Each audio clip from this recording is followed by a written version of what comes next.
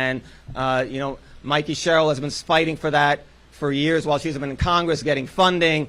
And now that the president is trying to cancel or has canceled it, she's the only one talking about it, the only one that's going to fight for us to make sure that happens. And I don't even think I'll be here to see the end of it because we've been waiting so long for it. It's going to take a long time. But I'm still here because it's important for us to have it. It's something that this town and people around us and the communities rely on, and having reliable and fast transit to New York is a reason we moved here. It's a reason we raised our families here, was to have that. So I know Mikey is going to be the one who fights for us to get that, and I can't wait for her to get into office so she can get that for us and get that Gateway Tunnel provision. Thank you.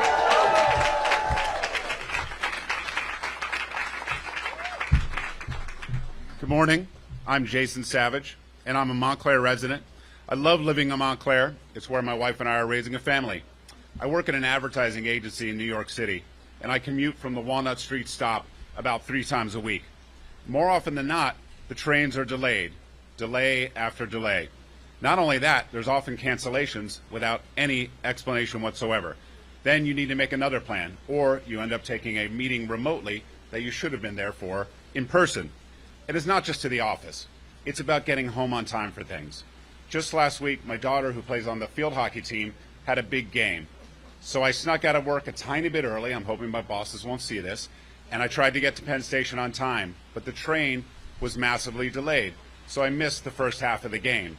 I think these things are too important to have to keep sacrificing. The inconsistency is maddening. I should be able to rely on our transit systems, and we all should be able to rely on that to be home for the things that matter. The Gateway Tunnel project will help reduce congestion and improve commutes, which is crucial to the quality of life of my family and so many others across the state. Mikey has been a champion for the Gateway Tunnel project since day one, even on her first race for Congress.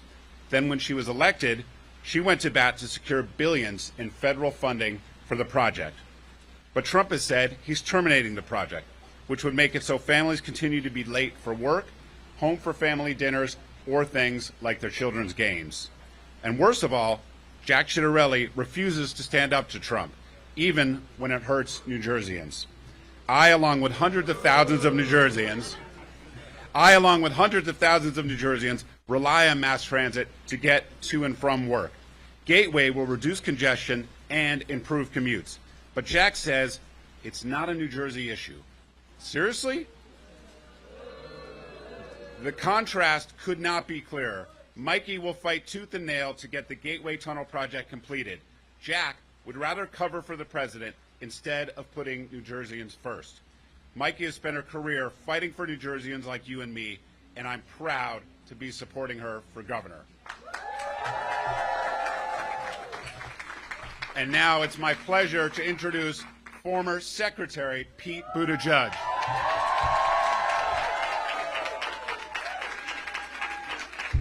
All right, good morning, New Jersey.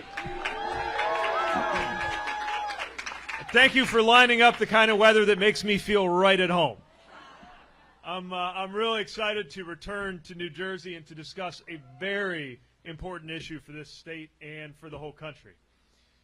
When I was Secretary of Transportation, we launched America's biggest infrastructure investment package in nearly a century, and we're really proud of that. We passed it through Congress on a bipartisan basis and funded 70,000 projects in every state and territory. We're talking about everything from $100,000 planning grants for a town to do safety planning to $100 million container port modernizations.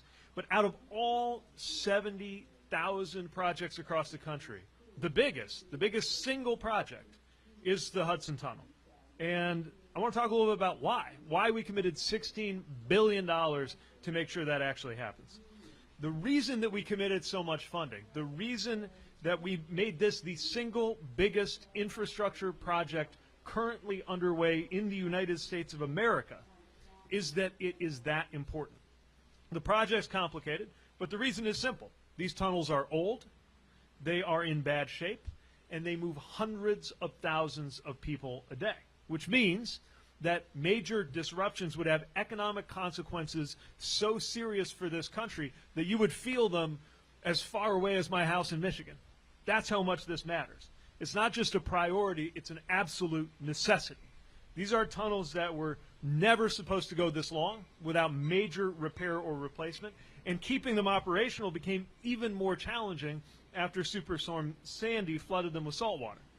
Lose those tunnels, and hundreds of thousands of people find their commutes become impossible, and millions of people find that their lives are impacted, and most of those people are in New Jersey. It's probably why I got so many phone calls and letters about this project from New Jersey leaders like Congresswoman Mikie Sherrill. There is a reason that the news media referred to her as the, quote, tunnel-obsessed Congresswoman. The entire time that I was secretary, if I picked up the phone and the caller ID said Mikie Sherrill, I knew what she was probably calling to talk about. But she didn't just urge us to choose this project for funding. She helped to make sure the funds were there in the first place by working to get the bipartisan infrastructure law passed. She was doing what so many people talk about but don't actually do, which is work with Republicans and Democrats to make sure that the infrastructure package actually happened, and then worked with me and worked with others on both sides of the river and both sides of the aisle to get this project the support that it needed and deserved. What a contrast from her opponent, Jack Ciattarelli. He didn't get to help this tunnel get funded, and he's not standing up for it now, which is a shame because President Trump has announced his intention to kill, or in his words, terminate the project out of spite. Let's be clear. The president didn't say that this project isn't a good idea or that it isn't a good use of money or that New Jersey doesn't need it or that America doesn't need it. He openly admitted that he stopped this project because he doesn't like Chuck Schumer. It is straight up mob boss politics. And it's also a test. It is a test of any leader to see if they will put the people of this state first. New Jersey is facing the loss of the most important transportation project in the state. And the president is prepared to destroy tens of thousands of good-paying union construction jobs, make commuting worse for hundreds of thousands of New Jerseyans, and make the economy worse for millions of Americans. And shockingly, there is only one candidate in the race for governor who is standing up for the commuters who count on these tunnels every day.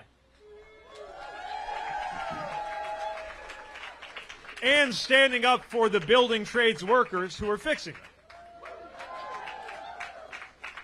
The problem is that Jack Ciattarelli knows that standing up for New Jersey would require standing up to Donald Trump, and he just doesn't have the backbone to do that. He would rather see those jobs destroyed, he'd rather see those workers get hurt and commuters get hurt than display 1 inch of independence from his dear leader. Jack Ciattarelli says he agrees with everything Trump has been doing, gives him an A grade. How can you look at an attack on New Jersey like this and give it anything but an F? And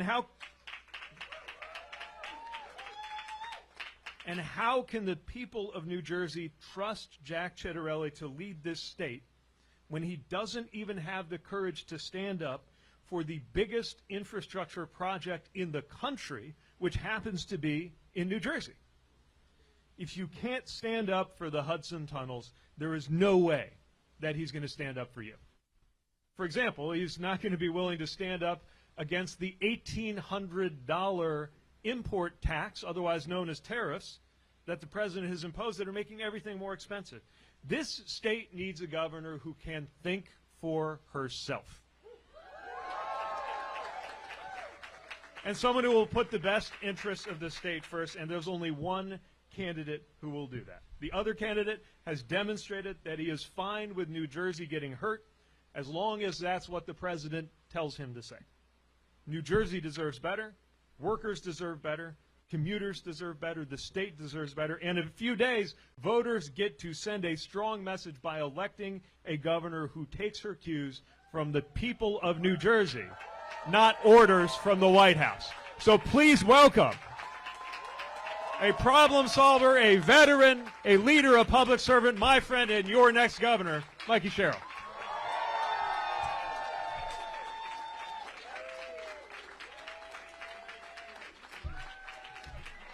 Well, thank you, everyone, for braving the weather and coming out today on such an important issue. You know, it's a complicated world, but sometimes running to be a leader at this time is very simple.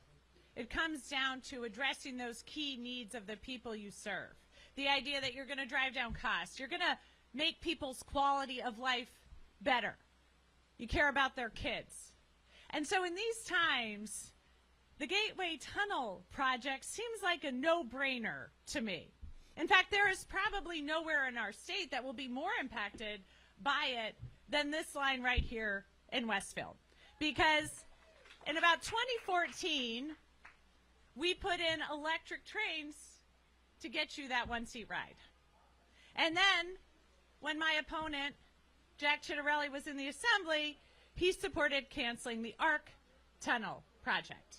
So that's where he started. Then we get the Gateway Tunnel project online, and I have to tell you, I fought tooth and nail for it, because in Trump's first administration, I don't know if you guys remember this, he held Infrastructure Week every single week, it seemed like, and yet got absolutely nothing done. So I fought tooth and nail for the Gateway. I told them again and again, look, the environmental impact study's ready, let's go. They refused to move forward, and yet the minute the Biden administration got in, months afterwards, Secretary Buttigieg had that environmental impact statement done, and we were off to the races.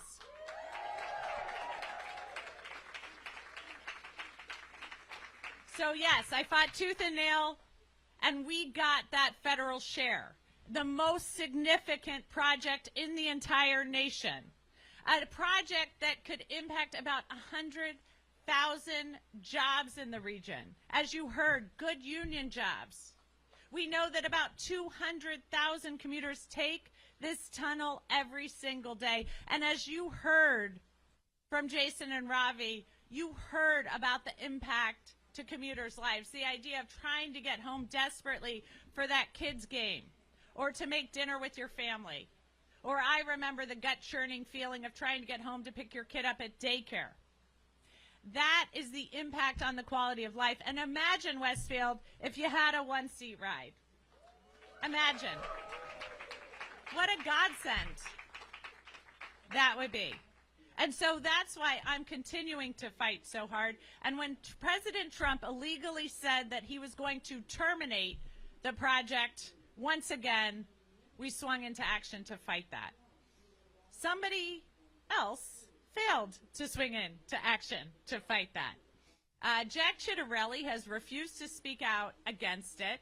In fact, just yesterday or the day before, holding a very odd interview where he kept refusing to answer pointed questions about his support for this.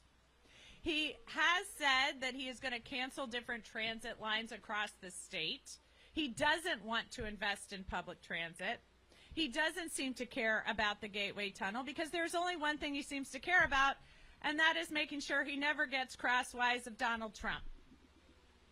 That's not who I'm going to serve as your governor. I'm going to focus on serving the people of New Jersey. That has always been my North Star, and that is what I'm going to continue to fight to do. So we have 5 days left.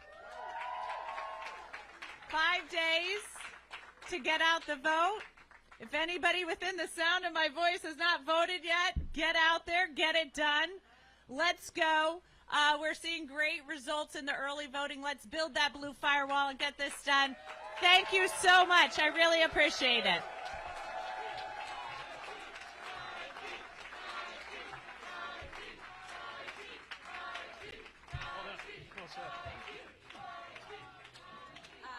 So if we have any questions from the press.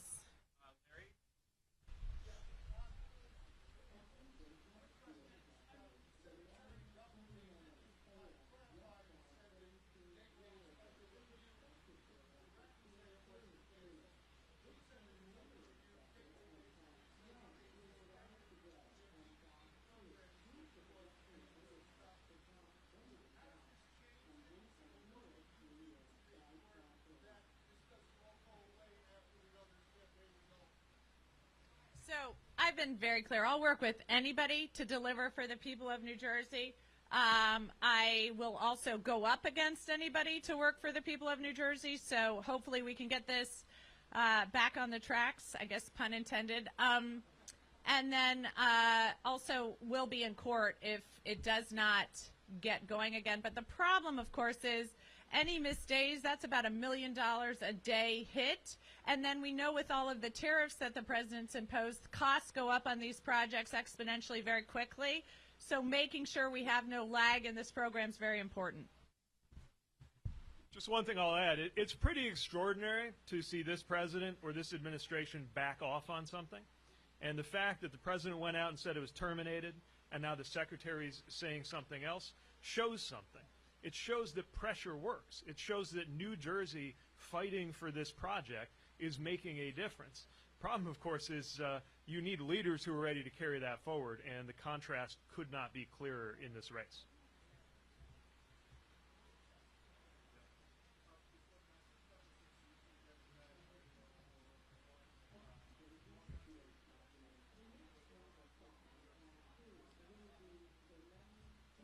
Is the message going forward my message?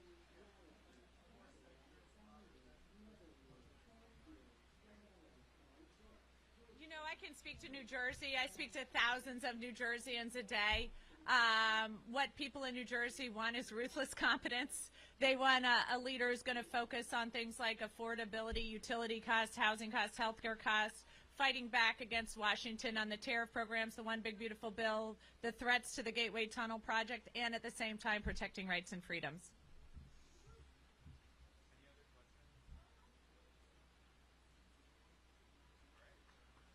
Wow, I guess that was pretty concrete.